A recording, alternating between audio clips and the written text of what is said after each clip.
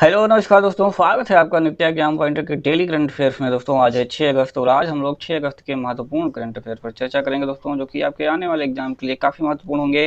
तो अभी तक हमारे चैनल को सब्सक्राइब नहीं किए हैं तो सब्सक्राइब कर लीजिए, साथ ही बेल आइकन को जरूर प्रेस कर दीजिए ताकि लेटेस्ट नोटिफिकेशन आपको मिलती रहे। इस करंट अफेयर्स का PDF डाउनलोड करने के लिए डिस्क्रिप्शन में हमारे टेलीग्राम चैनल का लिंक दिया गया है, आप उसे ज्वाइन करिए। डेली के करंट अफेयर्स का PDF यहाँ पर अपलोड कर दिया जाता है और आप उसे डाउनलोड कर सकते हैं। ये स्टार्ट करते हैं। बिहार की निम्न में से किस योजना को G20 सम्मेलन में प्रस्तुतिकरण किया जाएगा? तो उसका नाम है जल निश्चय योजना। ठीक है, तो बिहार की हर घर जल का निश्चय योजना, हर घर नल का जल निश्चय योजना को अंतर्राष्ट्रीय पहचान मिलेगी। G20 देशों के सम्मेलन में इस योजना का प्रस्तुतिकरण किया जाएगा। भारत सरकार की ओर से इसकी प्रस्तुति सम्मेलन में की जाएगी। बिहार की ओर से इस योजना पर विस्तृत रिपोर्ट भारत सरकार को भेज दी गई है, जो कि G20 में शामिल सभी देशों का सम्मेलन 21 और 22 नवंबर को सऊदी अरबिया की राजधानी रियाद में हो रहा है। ठीक है, चलिए बिहार है दोस्तों, ये बिहार की राजधानी पटना, सबसे बड़ा शहर पटना। जो जनसंख्या घनत्व है दोस्तों सबसे ज़्यादा है 1106 पर वर्ग किलोमीटर स्क्वायर, सॉरी पर किलोमीटर स्क्वायर। क्षेत्रफल दोस्तों कितना है? 94,163 किलोमीटर स्क्वायर। राजभाषा हिंदी है। गठन कब हुआ था? 26 जनवरी 1950 को। राज्यपाल फागू चौहान। मुख्यमंत्री हैं दोस्तों नीतीश कुमार। जो विधानमंडल है वो द्विसदनीय है। विधान परिषद में 75 सीटें हैं, विधानसभा में 243 सीटें हैं, राज्यसभा में 16 सीटें और लोकसभा में कुल 40 सीटें हैं। ठीक है, चलिए दूसरा प्रश्न देखते हैं। हाल ही में किस देश ने महात्मा गांधी की प्रति को अपने सिक्कों पर चित्रित करने का फैसला किया है?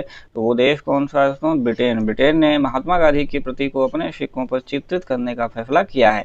ब्रिटेन ने महात्मा गांधी के प्रति को अपने सिक्कों पर चित्रित करने का फैसला किया है। महात्मा गांधी पहले ऐसे अवैध व्यक्ति होंगे जिनकी तस्वीर पाउंड पर छपने जा रही है, तो ये काफ़ी महत्वपूर्ण है, आप इसको जरूर जानते रहिएगा। ऐसे इस ऐतिहासिक घटना के मुख्य सूत्रधार ब्रिटेन के वित्त मंत्री भारतीय मूल के ऋषि सुनक हैं। उन्होंने अवैध और अल्पसंख्यक नस्लों के लोगों के आधुनिक ब्रिटेन के निर्माण में मदद देने वाले लोगों के काम को मान्यता देने के अभियान का समर्थन किया है। ठीक है, चलिए अगला प्रश्न देखेंगे। BCCI ने खिलाड़ियों को उम्र गलत बताने पर निम्न में से कितने साल का प्रतिबंध लगाने का फैसला किया है? तो 2 साल। अगर खिलाड़ी गलत उम्र बताएंगे तो उन पर 2 साल का प्रतिबंध लगा दिया जाएगा। ठीक है, नए नियम 2020-21 सीजन में BCCI के सभी आयु वर्ग के टूर्नामेंट में हिस्सा लेने वाले खिलाड़ियों पर लागू होंगे।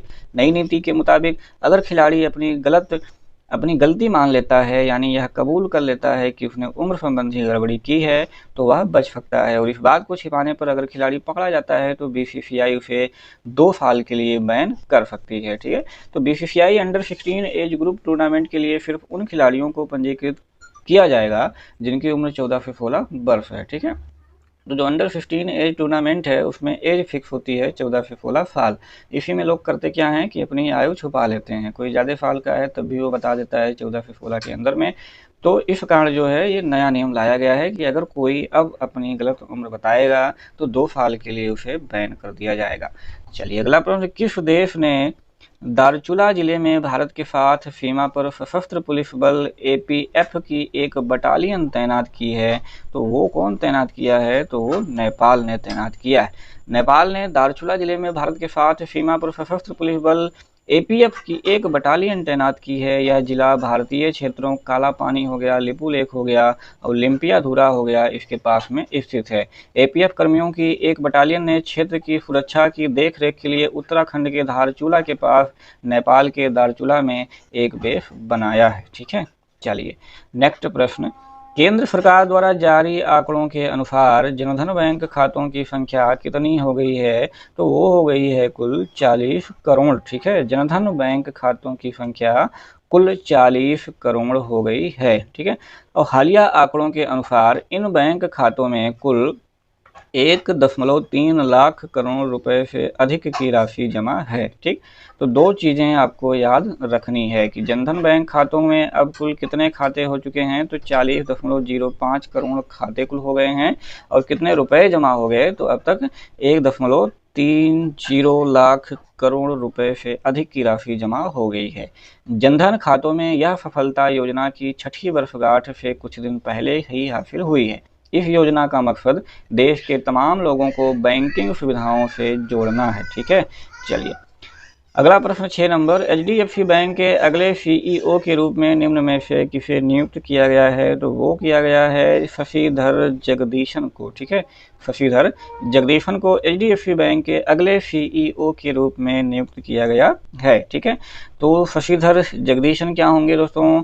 एचडीएफसी बैंक के अगले चीफ एग्जीक्यूटिव ऑफिसर यानी कि सीईओ और एमडी होंगे। जगदीशन वर्तमान में एचडीएफसी बैंक में एडिशनल डायरेक्टर और फाइनेंस एंड एचआर हेड के पोस्ट पर कार्यरत थे। नेक्स्ट प्रश्न, पाकिस्तान की एक शीर्ष अदालत ने कुलभूषण जाधव मामले में कितने वरिष्ठ अधिवक्ताओं को न्याय मित्र नामित किया है?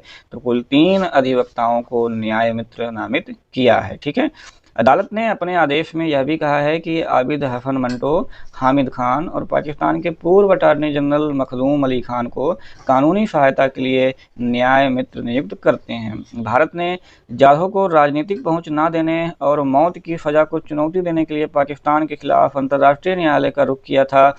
हेग स्थित अंतर्राष्ट्रीय न्यायालय आईसीजे ने जुलाई 2019 में फैसला दिया था कि पाकिस्तान को जाधव की दोष सिद्धि एवं सजा की प्रभावी समीक्षा एवं पुनर्विचार करना चाहिए। ठीक है, तो उसके आधार पर यह फैसला लिया है पाकिस्तान की कोर्ट ने।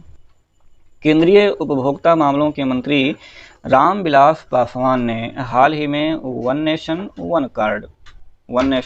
वन कार्ड योजना के अंतर्गत कितने और राज्यों को विस्तारित किया है? तो कितने राज्यों को और विस्तारित कर दिया है? तो कुल 3 राज्यों को और विस्तारित कर दिया है। ठीक है, रामविलास पासवान जी ने शनिवार को कहा कि जम्मू कश्मीर, मणिपुर, नागालैंड और उत्तराखंड भी अब one nation one ration card योजना में शामिल हो गए हैं। इसके साथ इस योजना में शामिल होने वाले राज्य और केंद्र शासित प्रदेशों की संख्या टोटल अब कितनी हो गई है? तो 24 हो गई है। ये इम्पॉर्टेंट डाटा है जो आपको याद रखना है। ठीक है, उन्होंने कहा कि इसके साथ अब राष्ट्रीय खाद्य सुरक्षा अधिनियम यानी कि NFFA के तहत आने वाले कुछ लाभार्थियों में 80% या लगभग 65 करोड़ लाभार्थी इन 24 राज्यों और केंद्र शासित प्रदेशों में कहीं से भी सब्सिडी वाला राशन ले सकते हैं। ठीक है, चलिए नेक्स्ट प्रश्न है, निम्न में किस राज्य में महिला सुरक्षा के लिए ई रक्षाबंधन कार्यक्रम शुरू किया गया है? तो वो शुरू किया गया है कहाँ पर? आंध्र प्रदेश राज्य में ई रक्षाबंधन कार्यक्रम। तो आंध्र प्रदेश के मुख्यमंत्री हैं YS जगनमोहन रेड्डी।